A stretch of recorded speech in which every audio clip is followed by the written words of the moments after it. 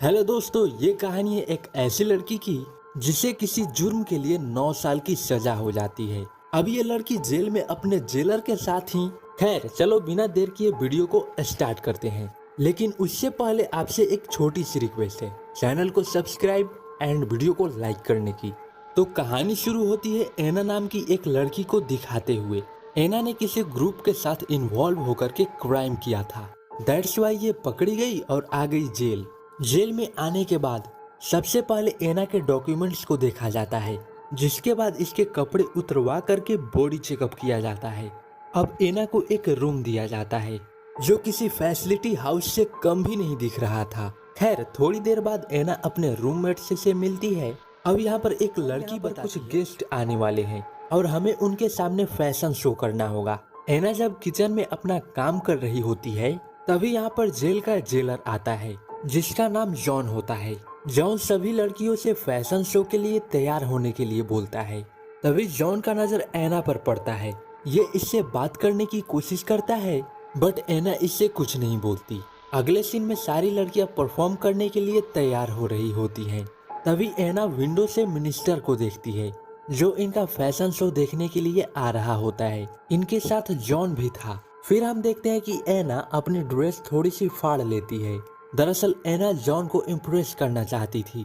एना जब परफॉर्म करने आती है, जहां जॉन इसे देख करके इम्प्रेस्ड हो जाता है, इसलिए अगले दिन जॉन एना को अपने केबिन में बुलाता है। यहाँ एना जॉन से बोलती है, क्या मैं किचन छोड़ करके किसी और काम में लग सकती हूँ? जॉन कहता है कि नहीं, इस जेल के कुछ रूल्स हैं जो तुम्हें फॉलो करने होंगे। कम से कम 4 महीना तक तो तुम्हें इस काम को करना ही पड़ेगा और मैं पूरी कोशिश करूंगा कि 4 महीने बाद मैं तुम्हारी शिफ्ट चेंज करवा सकूं। अगले सीन में हम जॉन को अपनी वाइफ के साथ इनकी बेटी के डांसिंग शो में देखते हैं। इधर एना से मिलने के लिए जेल में इसकी मॉम आती है, जहां एना अपनी मॉम से कुछ पैसे मांगती है। इसकी मॉम बोलती है, मैं तुम्हें अगले क्रिसमस तक ही पैसे दे पाऊंगी। खैर अब अगले सीन में हम देखते हैं कि एक लड़की एना को परेशान कर रही होती है।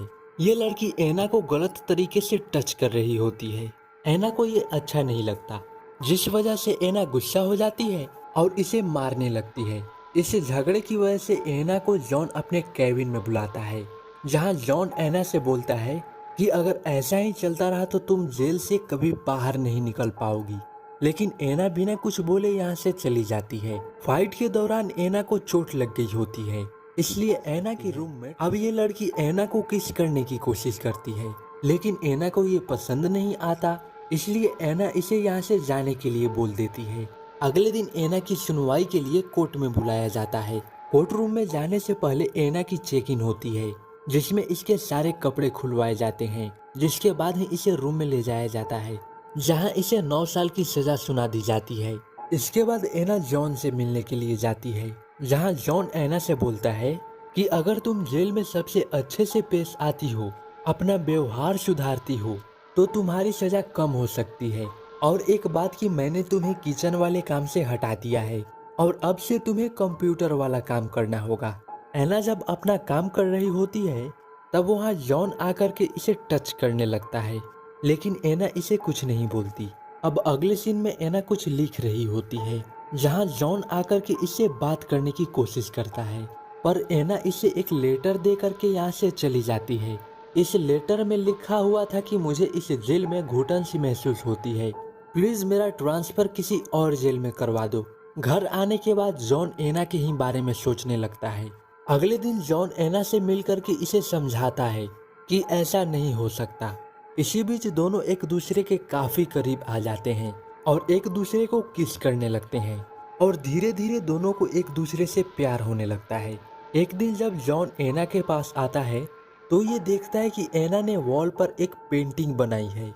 ये पेंटिंग देख करके ये एना को किस करने लगता है। अगले दिन जॉन एना को बताता है कि मैंने तुम्हारा ट्रांसफर किसी और जेल में करवा दिया है। ये सुन करके एना को अच्छा नहीं लगता, क्योंकि एना अब जॉन के साथ ही रहना चाहती थी। रात को जब जॉन अपने घर आता है, जहाँ इसकी वाइफ इसके साथ कुछ करने के लिए बोलती है, अगले दिन जॉन एना से मिलने के लिए आता है, जहाँ एक लेडी इसका हेयर कट कर रही होती है। जॉन इस लेडी को यहाँ से जाने के लिए बोल देता है, और खुद ही एना का हेयर कट करने लगता है करती है और इसी बीच एना इसे सेड्यूस करने लगती है, जिसके बाद दोनों यहाँ पर कुछ करने लगते हैं। अगले दिन फिर से ये लोग कुछ करते हैं, उसके अगले दिन भी, फिर अगले दिन, यानी ये सिलसिला अब चलते ही रह जाता है।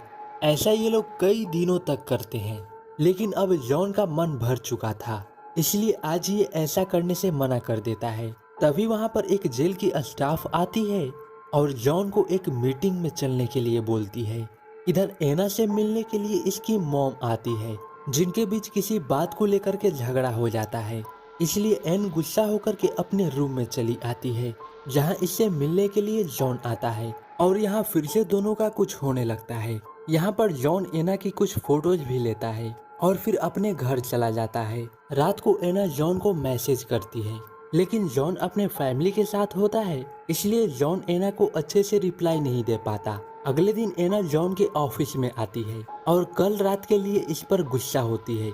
यहाँ पर एना बोलती है कि क्या तुम मुझे सच में प्यार करते भी हो या फिर नहीं, जिस पर जॉन बोलता है कि मैं करता हूँ। अगले दिन क्रिसमस होता है, इसलिए जॉन अपनी फैमिली के साथ डिनर कर रहा होता है। दूसरी तरफ एना भी अपने रूममेट्स के साथ पार्टी कर रही होती है, जहां ये अपने कुछ हॉट वाले पिक्चर खींच करके जॉन को भेजती है, जो देख करके जॉन को रहा नहीं जाता, इसलिए ये अपनी वाइफ के साथ ही।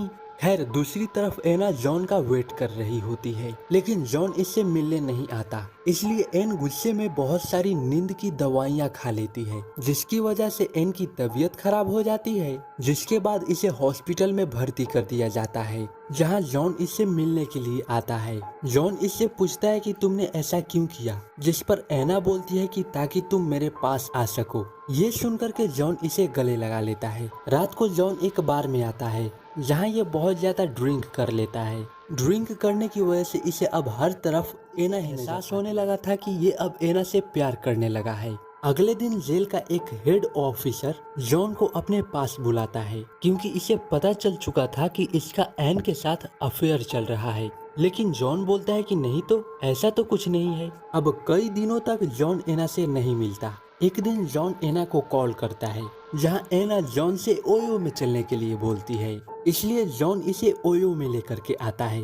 एंड ओयो में होता क्या है, यू बेटर नो। दूसरी तरफ जॉन की वाइफ को अब सब कुछ पता चल गया था कि जॉन का एना के साथ अफेयर चल रहा है। जॉन जब ओयो से लौट करके अपने घर आता है, जहां इसकी वाइफ इस पर बहुत गुस्सा थी। ये इससे पूछती है कि क्या तुम उससे प्यार करते हो, लेकिन जॉन इसकी बातों का कोई रिप्लाई नहीं देता और इसे गले लगा लेता है। कुछ दिनों बाद एना को पता चलता है कि ये प्रेग्नेंट है और ये इस बच्चे को ड्रॉप नहीं करना चाहती थी। एक दिन जब जॉन अपने ऑफिस में होता है, तो वहाँ पर कुछ डिटेक्टिव्स आकर के इसे अरेस्ट कर लेते हैं। जॉन जब इसका रीजन पूछता है कि इसे अरेस्ट क्यों किया गया, जिस पर डिटेक्टिव बताती है कि तुम्हारा जेल में किसी लड़की के साथ अफेयर चल रहा था, दैट्स व्हाई हमने तुम्हें अरेस्ट किया। तुम्हें अंदाजा भी नहीं कि तुम्हें इसके लिए 3 साल की सजा भी हो सकती है। ये सब सुनने के बाद भी जॉन को कुछ फर्क नहीं पड़ता। एक दिन जब एना रोड पर जा रही होती है, तो वहाँ जॉन आकर के इससे बात करने की कोशिश करता है, बट एना इसे बिना कुछ रिप्लाई दिए ही यहाँ से चली जाती है। कुछ दिनों बाद जब इन दोनों के केस की सुनवाई होती है, तो इन दोनों को बुलाया जाता है। यहाँ एना जॉन को देख कर स्माइल करती है। इससे हमें पता चल जाता है कि एना जॉन से अभी भी प्यार कर रही होती है और इसी के साथ मूवी यहीं पर एंड हो जाती है।